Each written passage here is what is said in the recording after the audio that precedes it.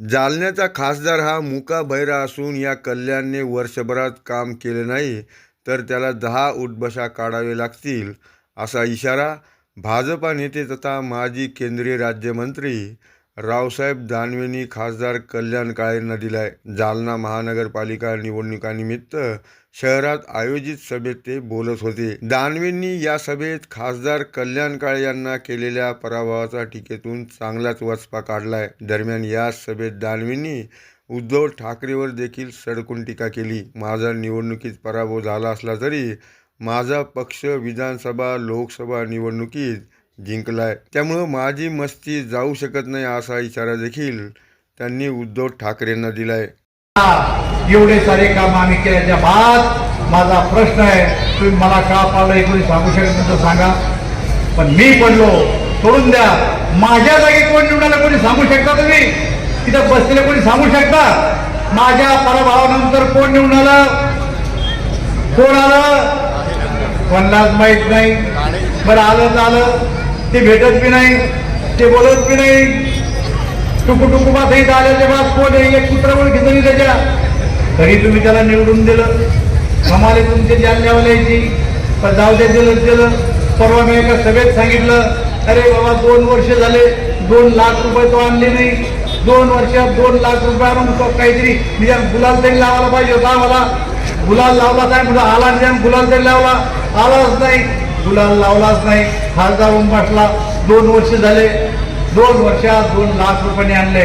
मी त्याला चॅलेंज केलं. मी 35 वर्ष जालना शहरामध्ये मी 30-35 बोर्ड लावतो. मी हे केलं, तू 3 बोर्ड तर लाव. पत्रकारांनी त्याला विचारलं, दानवे साहेबांनी तुम्हाला चॅलेंज केलं की तुम्ही 2 बोर्ड तरी लावा. तो म्हणला, दानवे साहेब 35 वर्ष होते, मला 35 वर्ष होऊ द्या, मग मी बोर्ड लावेल. आता पहा आपला खासदार, त्याला 35 वर्ष ठेवायचं. आता मला समजत नाही 35 वर्ष ठेवता काय करता तुम्ही. तुमचं बी काही सांगता येत नाही बाबा. नाही केलं तरी त्याला तुम्ही निवडून दिलं. मला हे सांगा, दुसऱ्या दिवशी मी चॅलेंज केलं, अरे सोड मागले 35 वर्ष. आजपासून 15 तारखेला 16 तारखेला निकाल लागणार आहे. 16 तारखेपासून माझं चॅलेंज आहे खासदाराला. काय चॅलेंज आहे की 16 तारखेपासून पुढच्या वर्षीच्या 16 तारखेपर्यंत 1 वर्षात तू या जालन्यासाठी काय करणार आहे तू आता लोकांना सांग, नाही तर मी काय करावं मला सांग. मी जर नाही केलं आणि तो जर केलं तर दोष माझा, पण मी केलं आणि सत्तेत असून जर तो केलं या चेमनवर कान धरून तुला 10 उपाशा मारावं लागतील. पठ्या स्वीकारायला तयार नाही. आता काय करायचं मला सांगा तुम्ही. असा मुक्का असा बायरा खासदार तुम्ही निवडून द्याला, दिल्लीत जाऊन बसला, कधीच येत नाही. त्याचं काय करायचं मला सांगा. पण मी तुम्हाला एक सांगतो, किंवा गेला जाऊ द्या, मी हरलो सोडून द्या. माझा पक्ष जिंकला, दिल्लीत सरकार बनलंय, मुंबईत सरकार बनलंय. उद्धव ठाकरे परवा सगळ्यात बोलले, तुम्ही पाहिला असून सगळ्यांना की रावसाहेब दानवे पडला तरी याची मस्ती गेली नाही. अरे ही मस्ती जाऊ शकत नाही, ती माणूसच तसा आहे. अरे मी हरलो पण मग पक्ष जिंकला. दिल्लीत आणि मुंबईत सरकार बनलं, अरे तो आता पक्ष हरला.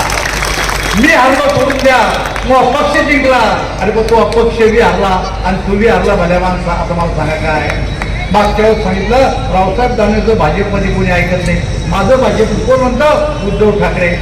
अरे माझं भाजपमध्ये चाललं नसतं तर गावचा सरपंच भाजपनं केलं नसतं. माझं चाललं नसतं मी 2 वेळेस आमदार झालो नसतो. माझं चाललं नसतं मी 5 वेळेस खासदार झालो नसतो. माझं चाललं नसतं तर केंद्रात 2दा मंत्री झालो नसतो. माझं चाललं नसतं तर मी राज्याचा अध्यक्ष झालो नसतो. माझं चाललं म्हणून मला पक्ष नाही दिलं. अरे तुम्ही ते शेपूट घालून काळा बुरखा घालून 1.5 वर्ष विधानसभेत गेले आणि पुन्हा परत आले. तुमचं चालतं मूळ चालतं. आता लोकांना ठरलं पाहिजे काय. असा माणूस मुख्यमंत्री आहे. शरद पवारांना आत्मचरित्र लिहिलं, मी वाचलं आत्मचरित्र, त्यात दिलं माझ्या आयुष्यातलं भरपूर मुख्यमंत्री पाहिजे, पण एकच दिवस मंत्रात झालेला मुख्यमंत्री फक्त उद्धव ठाकरे मी पाहिला. आता शरद पवार त्यांचे दोस्त आहेत, रोज गळ्यातले घालू आले. त्यांचाच माणूस असं म्हणतो किंवा त्यांच्या माणसाला निवडून देऊ शकता का तुम्ही? अरे या देशाचा प्रधानमंत्री नरेंद्र मोदी गरीब कल्याणाचा गरीबाचा माणूस आहे. तिथं श्रीमंत कोण बसले बरं आहात का? श्रीमंत कोणी आहे? श्रीमंत नाही. गरीब कोण बरं आहात का? गरीब कोण आहे बघा. अरे बापरे बापरे. सारे गरीब जेव हे एवढे सारे गरीब आहे. अरे गरिबांनो, या देशाच्या प्रधानमंत्र्यांनी गरिबांसाठी काय केलं? या देशाच्या प्रधानमंत्र्यांनी 2014ला प्रधानमंत्री झाले. त्या टायमाला केंद्रामध्ये त्यांनी मला मंत्री केलं, फूड अँड सिव्हिल सप्लाय खात्याचा मंत्री केलं, अन्न नागरी पुरवठा मंत्री. मला त्यांनी सांगितलं, रावसाहेब सगळ्यात पहिलं काम काय करायचं? आपल्या देशाची लोकसंख्या किती काढायची आणि त्यामध्ये गरीब किती हे करायचं. मी लोकसंख्या काढली. 125 कोटी लोकसंख्या होती. त्यामध्ये 80 कोटी लोक हे दारिद्र्य रेषेखाली होते, 80 कोटी लोक गरीब होते. त्यांनी मला सांगितलं 80 कोटी लोकांना 5 किलो धान्य मोफत द्यायची योजना सुरू करून टाका. आम्ही 5 किलो धान्य मोफत द्यायला सुरुवात केली. कोण कोण राशन दुकानातून धान्य घेतो वर हात करा. हे बघा, हा गरीब तुमचं घेता का नाही? वर हात करा घेत असेल तर. हे बाई किती गरीब गोष्टी बिचारी आमच्याकडं 5 किलो धान्य द्यायला मोफत सुरुवात केली.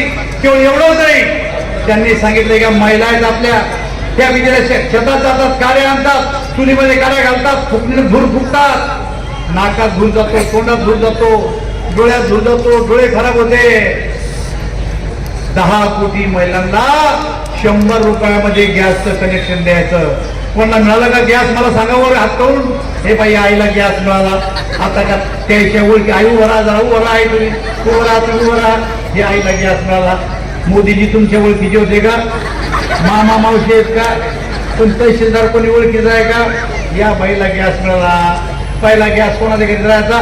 फौजदार, तहसीलदार, आमदार, खासदार. तुमच्या घरात आहे काही कोणी नाही. पण 80 कोटी गरीबाची यादी मोदी जवळ आहे. त्या दोघी जणी शेजारीच बसले. या 80 कोटी लोक, 80 कोटी गरीबात ह्या दोघी जणी आल्या पहा.